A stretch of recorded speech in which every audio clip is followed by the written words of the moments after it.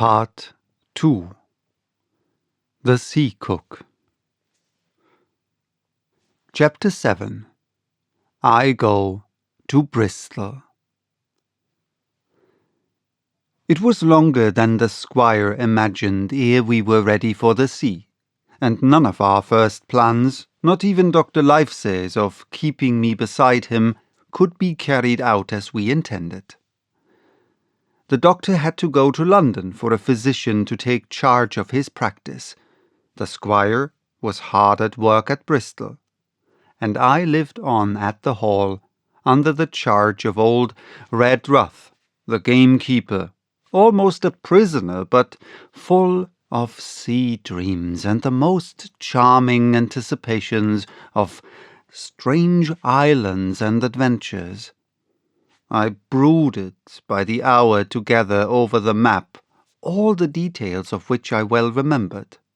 Sitting by the fire in the housekeeper's room, I approached that island in my fancy from every possible direction.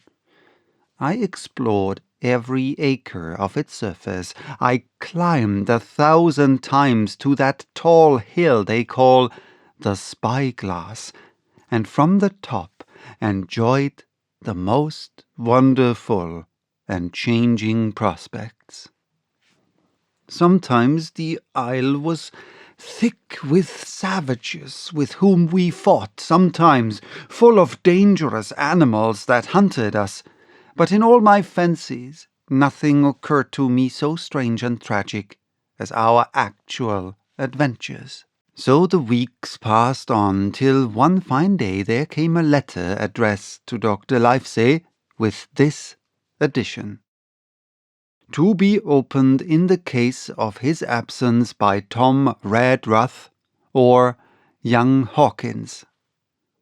Obeying this order, we found, or rather I found, for the gamekeeper was a poor hand at reading anything but print, the following important news.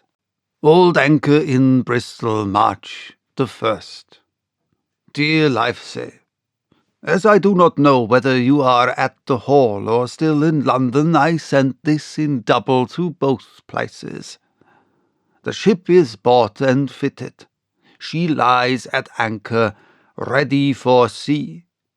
You never imagined a sweeter schooner a child might sail her. 200 tons, name Hispaniola. I got her through my old friend Blandley, who has proved himself throughout the most surprising trump. The admirable fellow literally slaved in my interest, and so I may say did everyone in Bristol as soon as they got wind of the port we sailed for. Treasure, I mean. Redruth, said I, interrupting the letter. Dr. Livesey will not like that. The squire has been talking, after all. Well, who's a better, right? Growled the gamekeeper. A pretty rum go if squire ain't to talk for Dr. Livesey, I should think. At that I gave up all attempt at commentary, and read straight on. Blandley himself found the Hispaniola, and by the most admirable management got her for the merest trifle. There is a class of men in Bristol monstrously prejudiced against Blandley. They go the length of declaring that this honest creature would do anything for money, that the Hispaniola belonged to him, and that he sold to me absurdly high, the most transparent calumnies.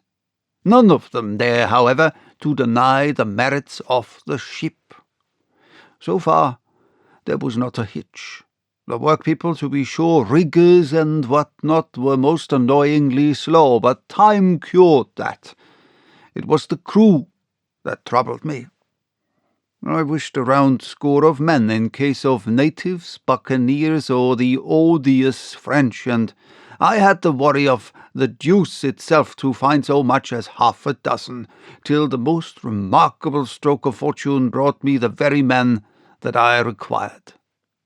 I was standing at the dock when, by the merest accident, I fell in talk with him. I found he was an old sailor, kept the public house, knew all the seafaring men in Bristol, had lost his health ashore, and wanted a good berth as cook to get to sea again. He had hobbled down there that morning, he said, to get a smell of the salt.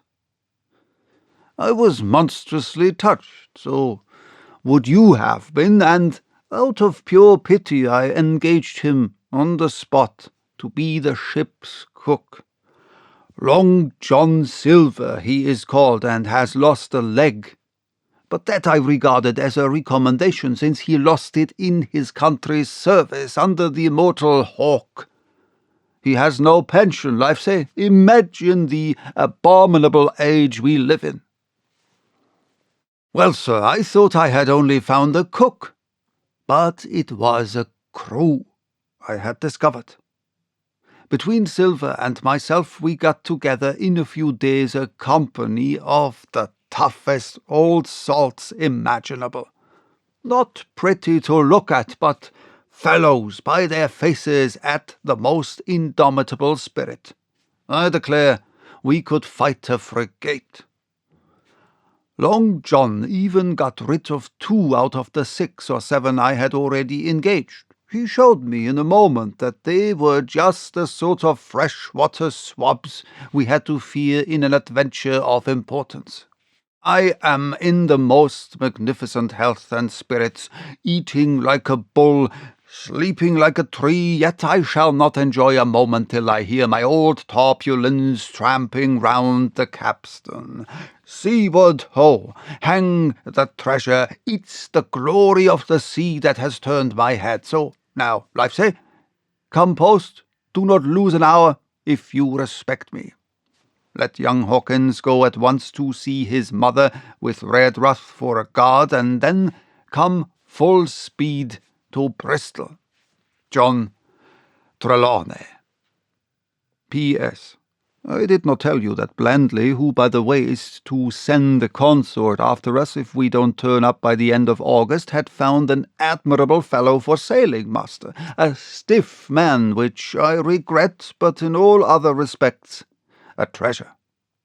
Long John Silver unearthed a very competent man for a mate, a man named Arrow.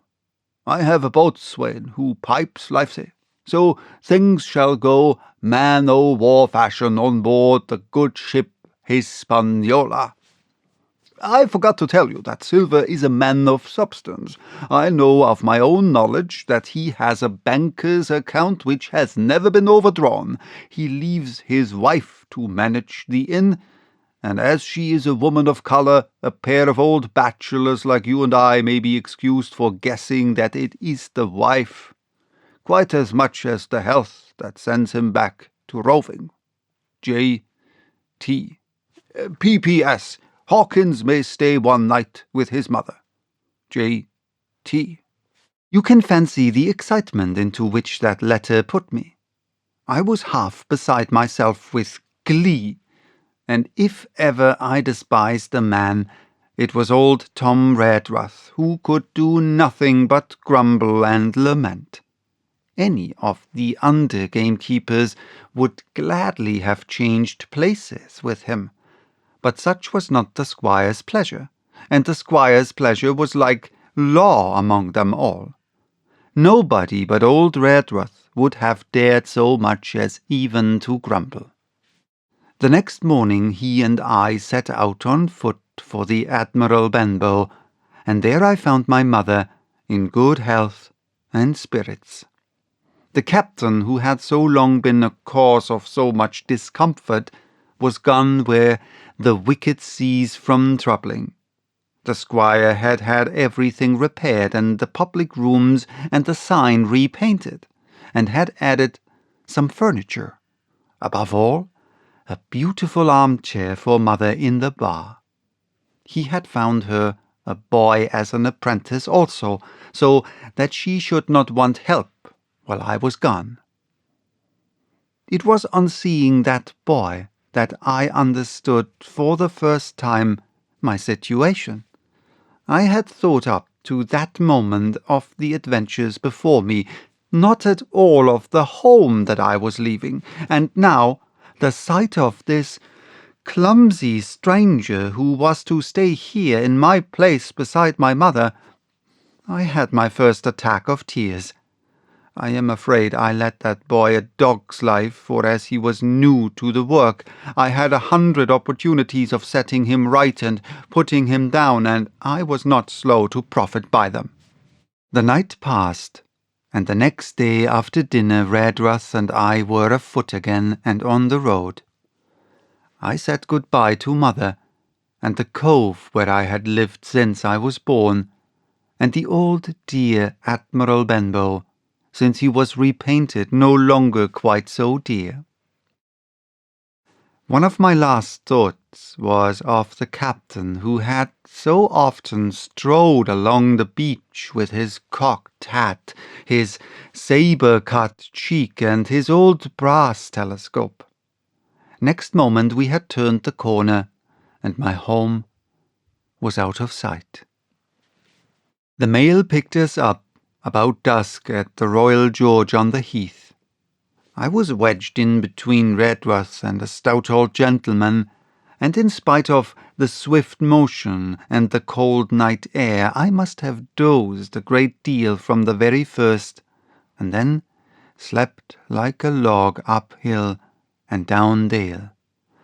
Through stage after stage, for when I was awakened at last, it was by a punch in the ribs, and I opened my eyes to find that we were standing still before a large building in a city street, and that the day had already broken a long time.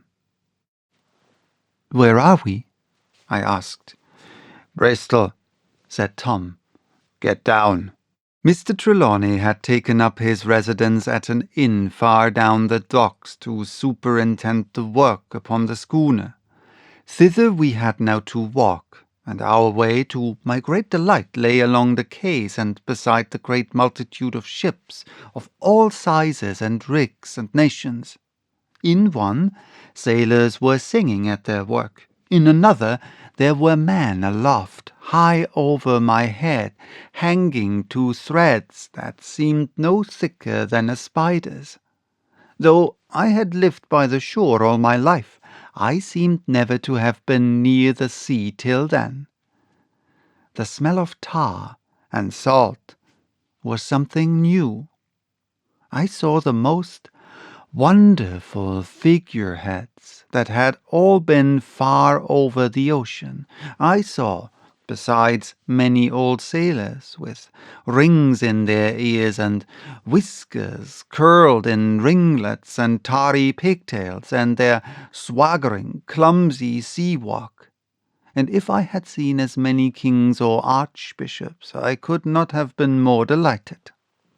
And I was going to sea myself, to sea, in a schooner with a piping boatswain and pigtailed singing seaman, to sea, bound for an unknown island and to seek for buried treasure.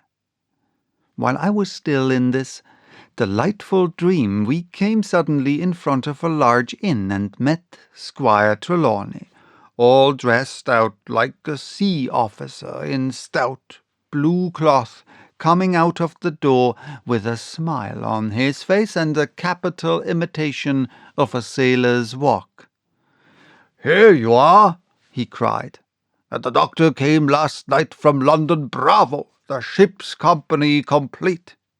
"Oh, sir," cried I, "when do we sail?" "Sail," says he, "we sail tomorrow."